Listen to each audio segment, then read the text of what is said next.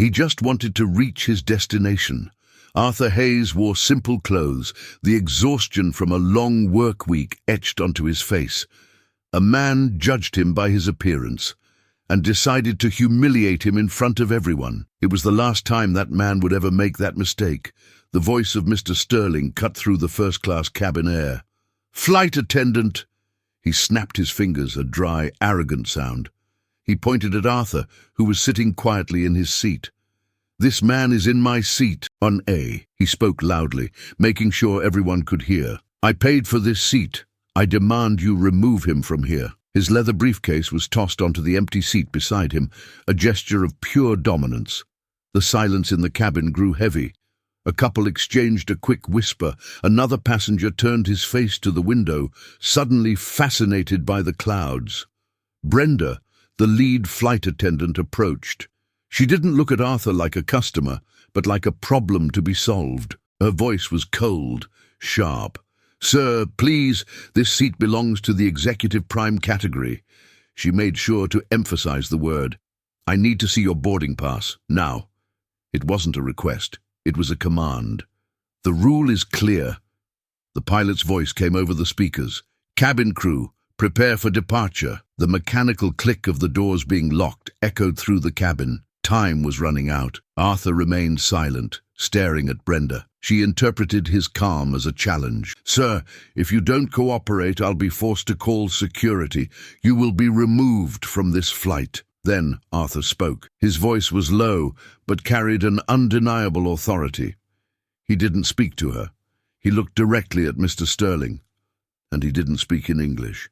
In flawless, perfect German, he said, "Do you truly believe a seat defines your worth?" Sterling's smirk froze. A businessman in row 2 lowered his newspaper, shocked. Brenda stopped, unsure how to react. The awkward silence turned into a silence of astonishment. The first piece on the board had just been flipped. The German phrase hung in the pressurized air of the cabin, an anomaly that shattered the script of humiliation. Brenda, the flight attendant, blinked, her mind searching for a protocol that didn't exist for this situation. Mr. Sterling, whose only weapon was arrogance, was left speechless, the misunderstood offense disarming him. The silence that followed was profound, a power vacuum where a clear hierarchy had just existed. It was into this vacuum that Captain Miller stepped, his presence filling the doorway to the cockpit, his face etched with the impatience of an imminent delay. "What's going on here?" His voice was a baritone, accustomed to giving orders. His eyes assessed the scene, the important-looking passenger. Mr. Sterling, standing and red with rage, his lead flight attendant paralyzed, and a black man in casual clothes, sitting calmly at the center of the turmoil. The captain's initial conclusion was obvious, a product of years of unconscious bias. Brenda composed herself, the seasoned professional taking over from the shock. "Captain, this passenger in seat 1A refuses to show his boarding pass and give up the seat that belongs to Mr. Sterling. I've already informed him of the procedures, including forced removal."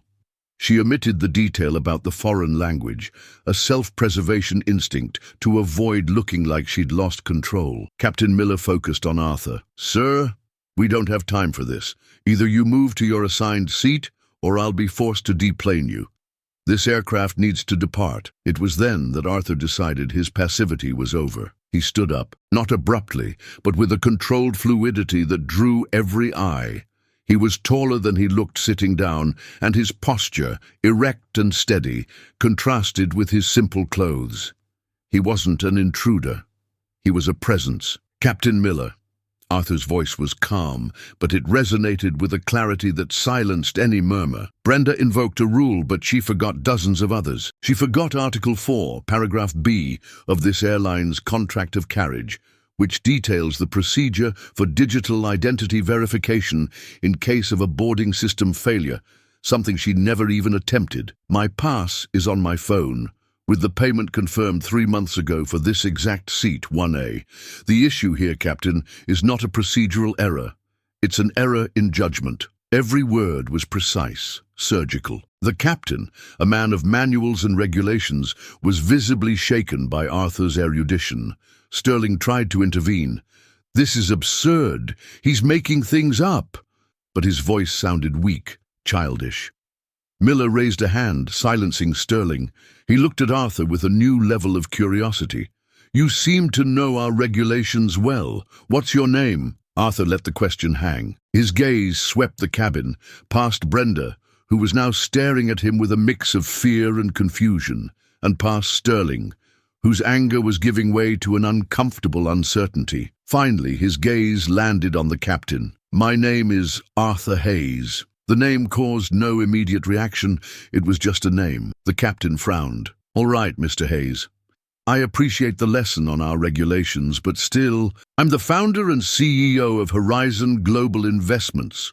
Arthur interrupted him, his voice still in the same controlled tone, but now every syllable carried the weight of an empire. The silence in the cabin deepened. The company's name was known throughout the financial world, a quiet giant that moved markets. The captain hesitated, the script in his head completely unraveling. "Sir, even if that's true, on this aircraft, the rules..." Arthur delivered the final blow. "And Horizon Global Investments, Captain," he said, "is the fund that last week signed the memorandum for the complete acquisition of your airline." He paused, letting the information land. "I am on this flight for the final closing meeting in Frankfurt, a transaction valued at €2 billion. If the first revelation was a stone skipped across water, this was a meteor." A muffled gasp came from a female passenger. The sound of a metal fork hitting the floor seemed like thunder. And then a trembling voice came from the back of first class. "It's true." Everyone turned. A young man in a suit, pale as wax, was standing, holding a tablet. It was Tyler, an analyst from the airline's finance department. "Captain, it's true. I saw the emails, the documents. His name, Mr. Arthur Hayes. He's going to be our new owner." The validation was the ignition. Reality in the cabin instantly reconfigured itself. Brenda took a step back, her hand flying to her mouth, her eyes wide with pure terror. "Sir, I swear I didn't know. I was just following protocol." Her voice faded, choked by panic. Mr. Sterling said nothing. He collapsed into his seat, his face, once red, now a shade of ashen grey. He looked at his wife, who stared back at him with an expression of horror and contempt. The powerful man had become a pathetic puppet. Captain Miller's transformation was the most drastic. His posture shifted from authority to subservience in the blink of an eye. "Mr. Hayes," he said, his voice almost a plea, "on behalf of Apex Air and the entire crew, I offer our deepest apologies. This was a regrettable mistake. Unacceptable. It's an honor to have you aboard. Please tell us, what would you like us to do?" The mini-sanction was applied. The public humiliation of his tormentors was palpable, a dish served at the perfect temperature. But Arthur knew the battle wasn't just about them. It was about everything they represented. He looked at the captain, his face impassive. His voice, now, was the voice of absolute power. "First, no one is going anywhere. Inform air traffic control that flight APX 582 has an indefinite delay. Reason: a direct order from the new board of directors." He paused, his gaze meeting Brenda's. "Second, I want a secure and immediate line of communication with the current president of this company. Tell him the CEO of Horizon Global Investments has some feedback on the corporate culture he's cultivated, and that tomorrow's meeting in Frankfurt has just been moved up to now." The first-class cabin transformed. It was no longer a space of luxury, but a crisis room, suspended at 30,000 feet, even while stuck on the ground. The air conditioning whispered, a sound indifferent to the human drama unfolding. The passengers, once passive spectators, were now witnesses to something much larger than a dispute over a seat. They watched Arthur Hayes, the man who, in minutes, had disintegrated and remade the reality around them. Mr. Sterling was slumped over, looking as if he'd aged 10 years, a monument to broken pride. Brenda remained standing, her body rigid, her face a pale mask of professional dread, awaiting the sentence she knew was coming. Captain Miller, acting with the speed of someone trying to prevent a disaster, managed to establish the connection.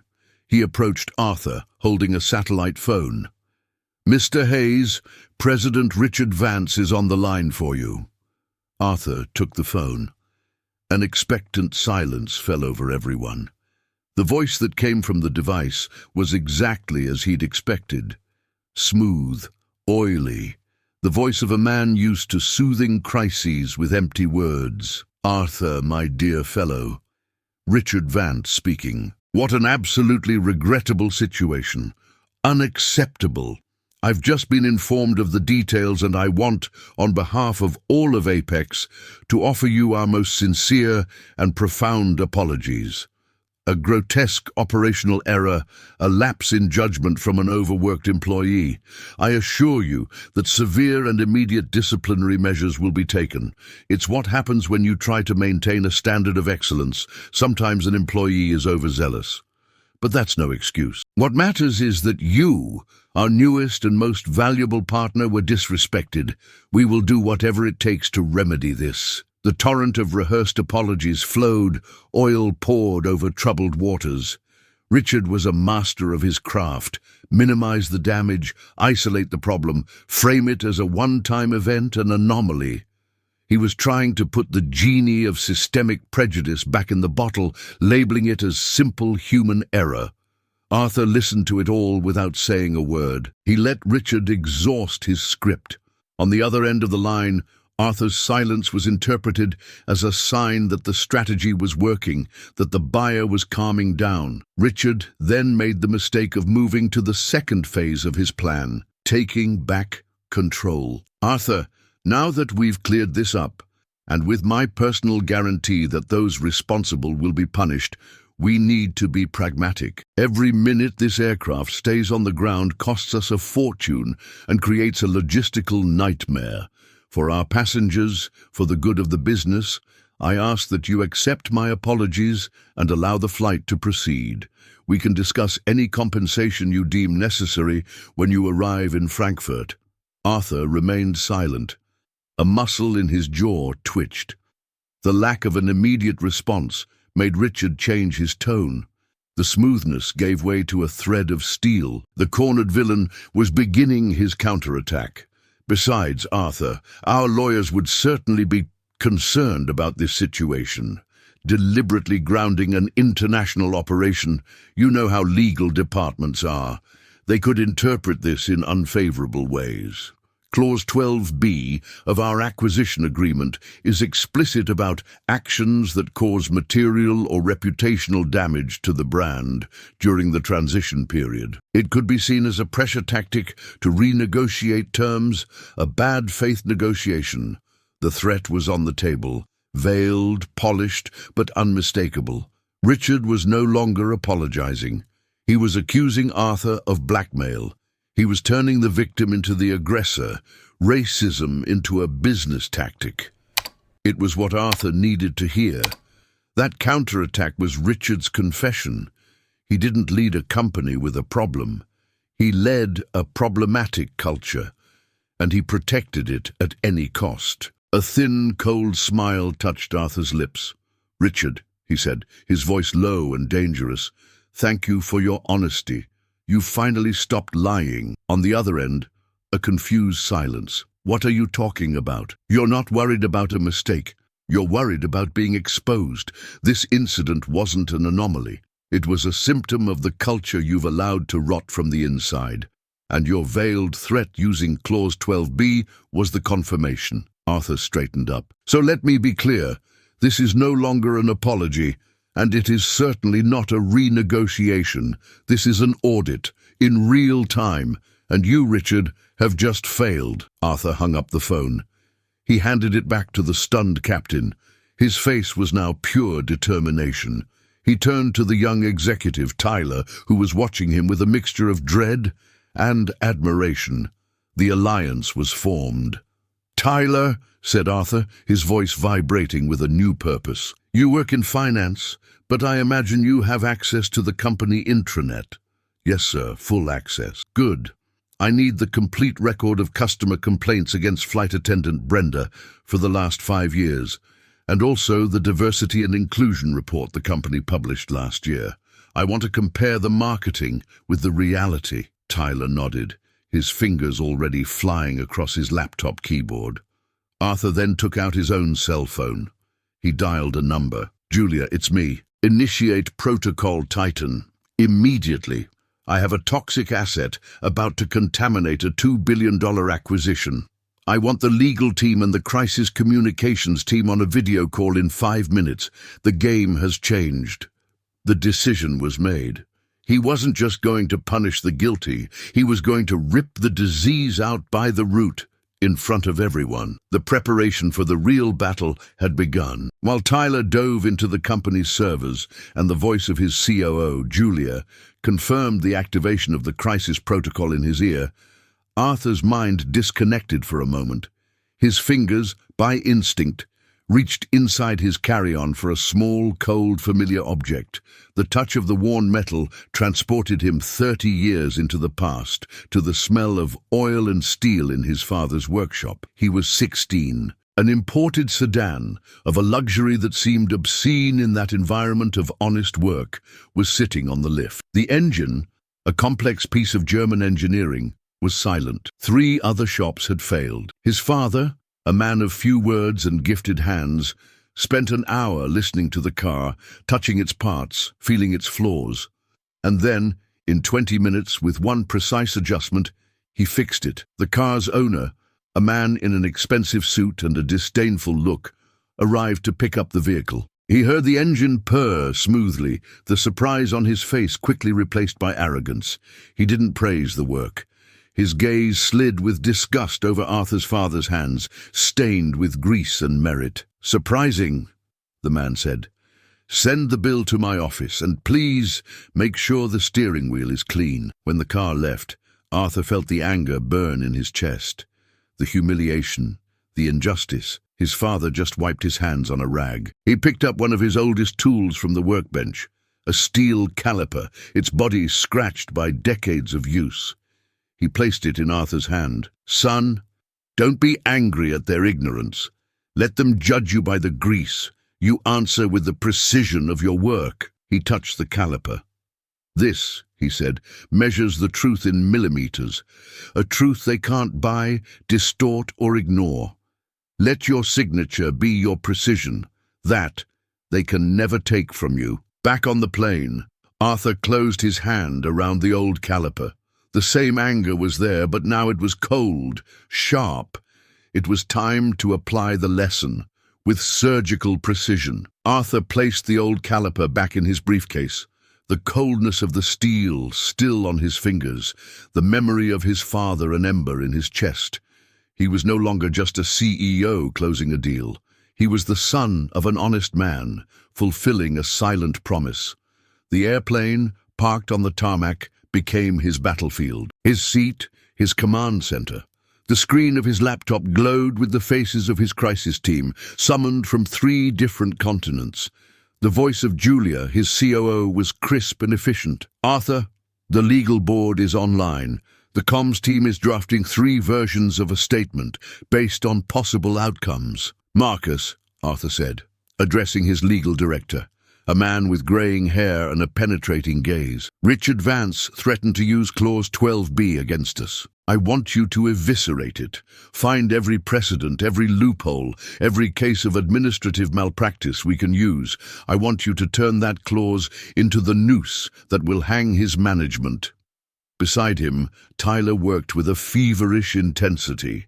The sound of his fingers on the keyboard, a counterpoint to Arthur's deadly calm. He was navigating the security layers of Apex Air's servers, a digital ghost, hunting for the company's skeletons. The other passengers watched, mesmerized. The corporate drama was more engaging than any in-flight movie. They were watching a predator in its natural habitat, and the habitat, by chance, was the first-class cabin of a grounded plane. Suddenly, Tyler stopped. His eyes widened. "Mr. Hayes." His voice was an urgent whisper. I think I found it." Arthur leaned over. On Tyler's screen was a server folder with a discrete name: Reputation Asset Management. Inside it, dozens of customer complaints, all marked as resolved. Complaints about harassment, discrimination, mistreatment. Brenda's name appeared in 5 of them, always with the same resolution: training action recommended. No action was ever taken. But the real proof was in a subdirectory, a PDF memo sent 2 years ago. The sender, Richard Vance. The recipient, the then head of HR. The subject, Complaint Process Optimization. The crucial sentence jumped off the screen, a poison crystallized in corporate language. "I instruct that all sensitive complaints involving senior crew be managed with maximum discretion so as not to negatively impact the morale and retention of our most experienced talent. Prioritize internal resolutions that do not generate an external record." It was the smoking gun, the explicit order to sweep the dirt under the rug, the irrefutable proof that the toxic culture was not an accident, but a policy. "That's it," Arthur said, his voice low. He looked at Tyler. "Download everything, encrypt it and send it to our legal team. Now," he turned back to his video call screen. "Julia, Marcus, we have the proof. The cancer comes from the head of the organization. Get ready." It was at this exact moment of imminent triumph that the world outside the window changed. Blue and red lights began to flash in the darkness of the runway, spinning silently, painting the cabin's interior with ghostly flashes. The passengers' faces turned to the windows. 2 airport security cars, and right behind them, a van from the FBI, were approaching at high speed, stopping in a semicircle around the nose of the aircraft. A silent panic began to spread through the cabin. Captain Miller rushed from the cockpit, his face drained of all color. "Mr. Hayes!" His voice was trembling, filled with a new kind of fear. "Air traffic control just informed me they received a security alert. A report of a disruptive passenger who has seized control of communications and is preventing takeoff, putting the flight's safety at risk." Arthur understood instantly. The desperate genius of Richard's counterattack. If he couldn't win on the corporate field, he would change the game. He would turn Arthur from an offended CEO into a criminal. The satellite phone in the captain's hand rang. He answered, listened for a moment, and looked at Arthur in terror. "It's the head of airport security. The FBI has been activated and is coming on board. They have orders to detain the individual causing the threat. Sir, they're coming to arrest you." The hero was cornered. His billion-dollar power, his lawyers, his crisis protocol, all of it was useless against the force of the law, manipulated by a lie. He looked out the window, at the uniformed men getting out of the vehicles, and saw the trap closing. His personal cell phone rang. The number was Richard Vance's. Arthur answered. Richard's voice was triumphant poison. "Game over, Arthur. You wanted a public war. Now you have one. Too bad your name will be in the papers as a disorderly passenger who was dragged off a plane by the police. My suggestion, turn off your phones, put your hands where they can see them, and cooperate. Or your meeting tomorrow will be with a federal judge." Richard hung up. Arthur stood in silence, the phone in his hand, the lights flashing across his face. Cornered, humiliated, and about to be arrested, the villain's final, most desperate obstacle was in play. The blue and red lights danced across Arthur's face, a silent storm reflecting in his eyes. Richard Vance's ultimatum echoed in his mind, a poison of premature triumph. Cornered. The word seemed inadequate. Arthur didn't feel cornered. He felt focused. His entire life, the career he'd built, the precision he inherited from his father, had all prepared him for moments like this, when raw power meets irrefutable truth. The aircraft door opened with a hissing sound. 2 FBI agents stepped up, their presence instantly dominating the environment. They were tall, dressed in tactical vests over their shirts, and their faces were masks of impassive professionalism. The lead agent, A man with a square jaw and eyes that missed nothing stepped forward. "Good evening, everyone. I'm Agent Donovan, FBI. His voice was calm, but it carried the weight of unquestionable authority. "We received a security alert concerning this aircraft. I ask that everyone remain in their seats and follow our instructions." His gaze swept the cabin and landed, unsurprisingly, on Arthur. The description they received must have been precise. "The gentleman in seat 1A, please stand up slowly and keep your hands where I can see them." Odysseus, a collective gasp went through the cabin. This was the moment of final humiliation, the arrest televised for an audience of strangers. Arthur didn't hesitate. He rose slowly, with a calm that bordered on supernatural, and raised his open hands to shoulder height. There was no fear on his face, only an intense seriousness. He wasn't a suspect. He was a strategist at the decisive moment of his play. Agent Donovan and his partner began to move down the aisle. "Agent," Arthur's voice was firm, respectful, but it cut through the tense silence. "My name is Arthur Hayes. I understand perfectly why you are here. I've been informed that a complaint was filed, accusing me of being a threat. That complaint is a lie." Donovan didn't stop. "We'll have time to clarify that, sir. Now, please—" "I agree," Arthur interrupted, but his tone was one of collaboration, not defiance. "But you need to know that while the complaint is false, your presence here is providential, because a serious crime is in fact occurring right now. Not the crime of disorderly conduct you were called for, but a crime of fraud, conspiracy, and coercion. And you, Agent, have just become the primary witness." Agent Donovan stopped a yard from Arthur. The twist was so unexpected, the audacity of the statement so great, that it forced him to reevaluate the situation. This was not the behavior of a cornered troublemaker. "What are you talking about?" Donovan asked, skepticism etched in his voice. "I'm talking about the reason they fabricated this complaint," said Arthur. "It was an act of desperation to stop me from revealing what I've discovered in the last 20 minutes. It was an attempt to use the honor of your institution to cover up their corruption." He turned slightly to Tyler. "Tyler, please. Project to the main screen, as we planned." Tyler, with trembling hands but focused eyes, typed a command.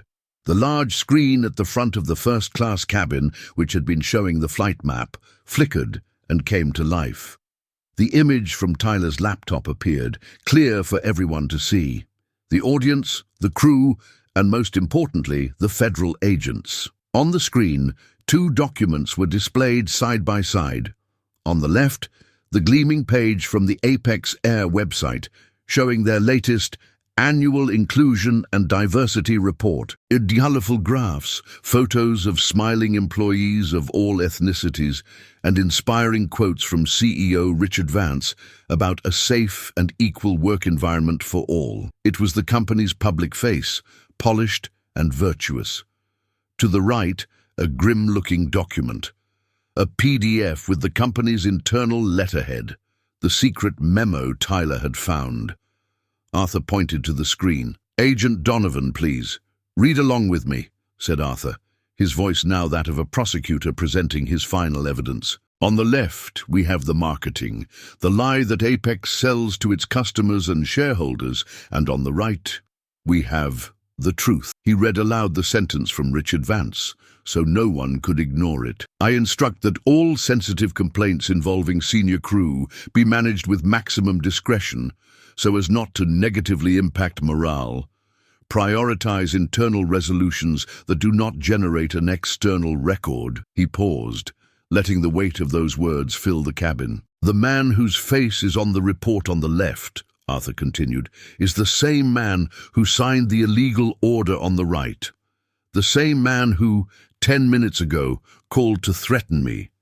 And the same man who called the police and lied about a threat on board. He didn't do it to protect his passengers. He did it to protect this document, to stop me from showing it to the world. Your presence here, Agent, was not requested to maintain order. You were used as a weapon in an act of obstruction of justice. The proof was irrefutable. The villain's narrative was pulverized, annihilated in real time. The silence in the cabin was absolute, dense, heavy with the revelation. No one moved. Agent Donovan stood still, his gaze fixed on the screen. He looked at the memo, then at Brenda's pale face, then at the paralyzed captain, and finally back at Arthur, who still held his hands up, the picture of calm and truth. Donovan slowly lowered his chin, a single nod of understanding. He was no longer looking at a suspect. He was looking at the victim of a crime far greater than he had imagined. The story had been rewritten. The silence that followed Arthur's revelation was so deep, the sound of the air conditioning seemed like a roar. Agent Donovan couldn't take his eyes off the screen, where the lie and the truth were exposed, side by side, in a brutal contrast. He was a man of the law, trained to separate fact from fiction, and the evidence before him was as clear as the difference between night and day. He raised his head, his gaze met Arthur's, and in an instant, the power dynamic on the entire aircraft inverted, seismically and definitively. Donovan lifted his radio to his mouth. His voice now was different. The suspicion was gone, replaced by an icy hardness, the anger of a professional who realized he'd been manipulated. "Dispatch, this is Agent Donovan. Cancel the Level 2 security alert. I repeat, cancel the alert. The report is false. The situation on board is not a threat to flight safety. The situation is criminal corporate in nature. We are initiating an official procedure to collect evidence and testimony. Maintain position." He lowered the radio and turned to Arthur. With a formal gesture, he said, "Mr. Hayes, you can lower your hands. I apologize for the approach. We were misled." Those words, spoken loud and clear, were the first sanction. They publicly declared Arthur the victim and the authority. The humiliation of being treated like a criminal was publicly erased and transferred to his accusers. Arthur lowered his hands slowly. He then allowed himself a single gesture of reclaimed power. He picked up his cell phone. "Agent, with your permission, I believe justice needs not only to be done, but to be seen. There's one last call to be made to conclude the initial phase of this procedure." Donovan nodded. "Proceed, sir." Arthur dialed his legal director and activated the speakerphone, the sound spreading through the silent cabin. "Marcus, are you on the line?" Marcus's confident voice filled the space. "I am, Arthur. I've followed everything through Julia's transcript. The team is ready." "Excellent," Arthur said, his gaze sweeping past Brenda and landing on the security camera on the ceiling. "Marcus, I want you to immediately trigger the Ethics Committee of the Apex Air Board of Directors. Use the recording of Richard Vance's call, where he threatens me, and use the memo Tyler found as primary evidence. Clause 12B will, in fact, be invoked, but by us, for breach of trust, administrative malpractice, conspiracy, and for using a false federal alert to manipulate a negotiation. I demand, on behalf of Horizon Global, the immediate dismissal of Richard Vance from the position of CEO. For cause?" A shocked gasp was heard in the cabin. "The execution of a CEO broadcast live." "Consider it done, Arthur," Marcus replied without hesitation. "The board will be convened for an emergency session in 1 hour. The dismissal will be official before dawn. The SEC will be notified before the market opens. He's finished." The material sanction was applied. In that instant, Richard Vance, sitting in his luxurious office thousands of miles away, lost his job, his reputation, and his future. His downfall was decreed from a first-class seat, his career disintegrated over a speakerphone. Now, it was the pawn's turn. Agent Donovan turned to Brenda, whose face was bathed in silent tears. "Flight attendant Brenda," he said, his voice devoid of any sympathy. "Your name appears in multiple documents related to a pattern of negligence and possible complicity in a cover-up.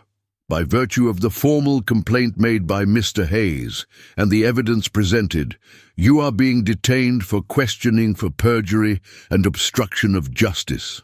Donovan's partner approached, holding a pair of handcuffs. Brenda's professional mask crumbled completely in a sob of panic and despair. "No, please, I was just following orders," she babbled as she was guided out of the plane. a walk of shame in front of her colleagues and the passengers she had, an hour before, ruled with an iron fist. Finally, Arthur turned to the man who had started it all. Mr. Sterling was pale, trying to merge with the leather of his seat. Arthur approached, not with anger, but with the coldness of a judge pronouncing a sentence. "Mr. Sterling," he began, "all of this, the delay, the police, the destruction of careers, it started with you, with your prejudice and your arrogance." Sterling opened his mouth, but no sound came out. "The delay of this flight has generated a significant operational cost," Arthur continued.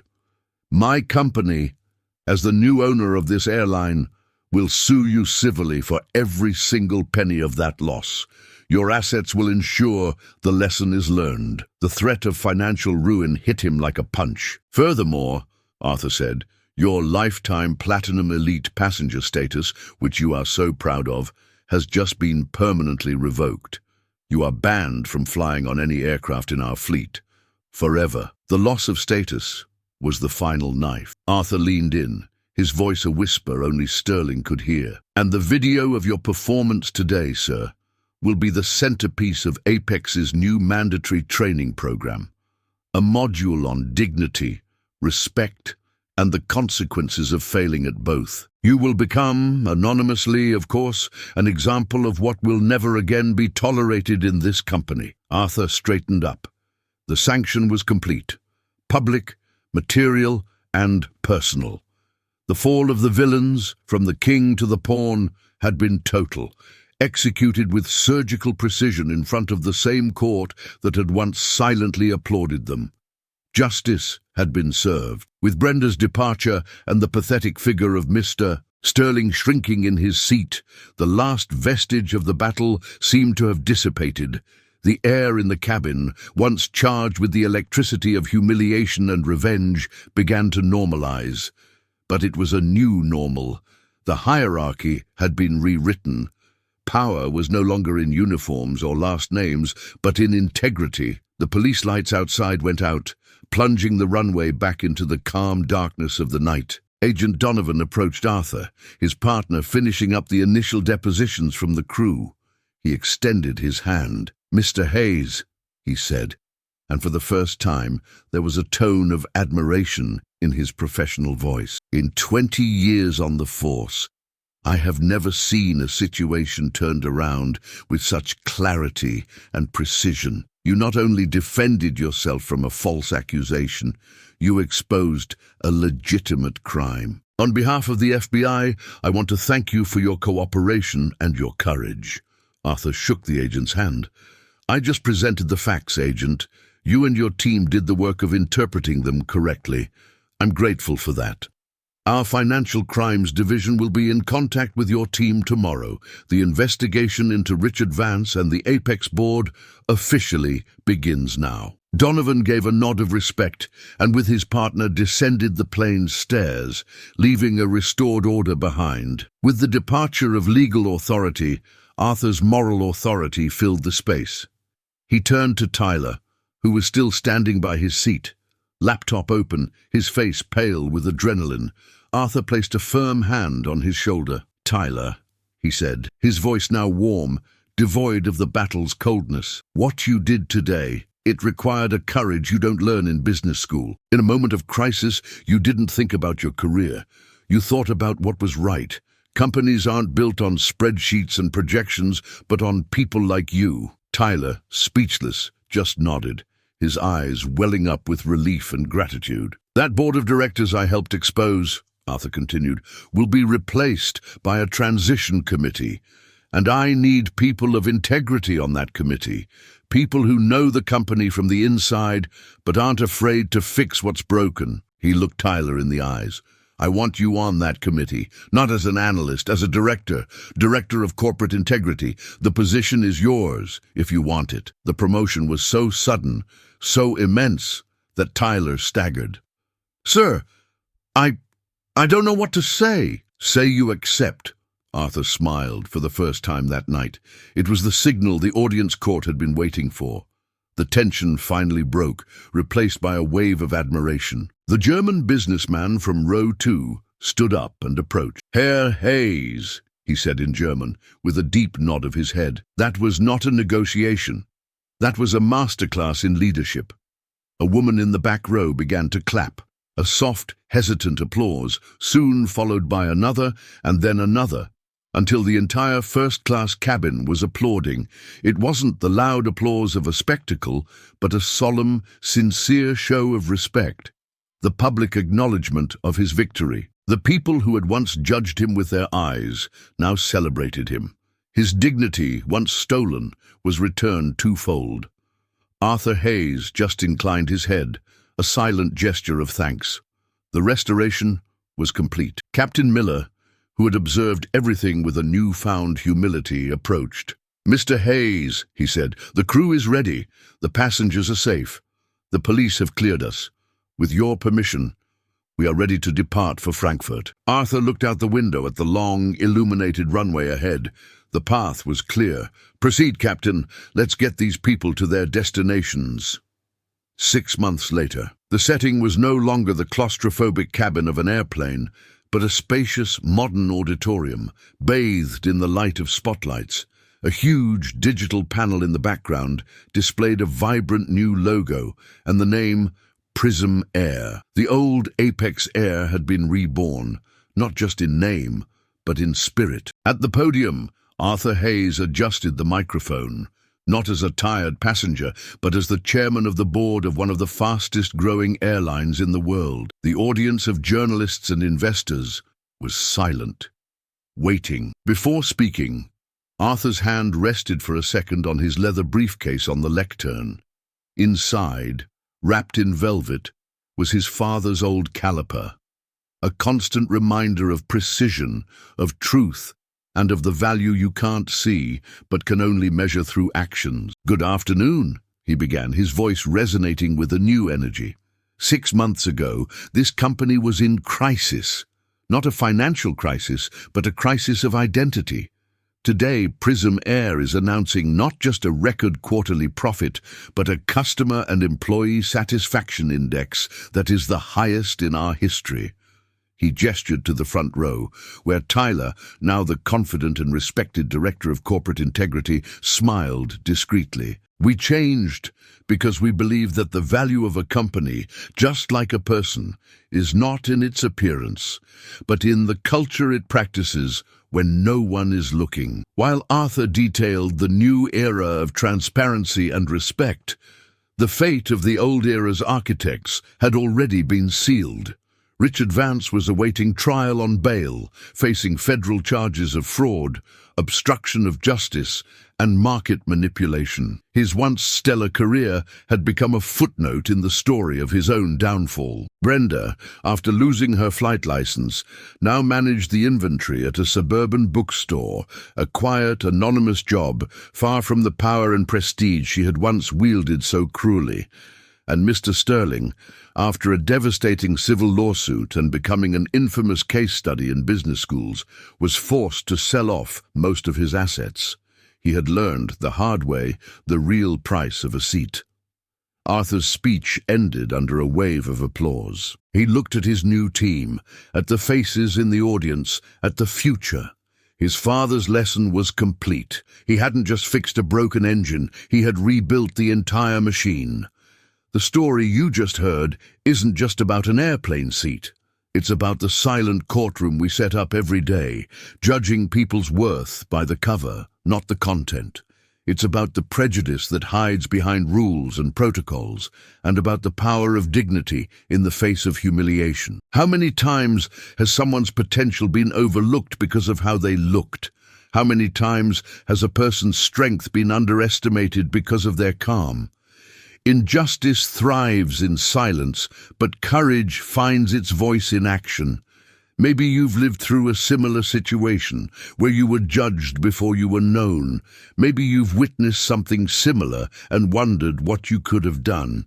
We want to hear your story. Use the comment section to share the moment you challenged an unfair judgment.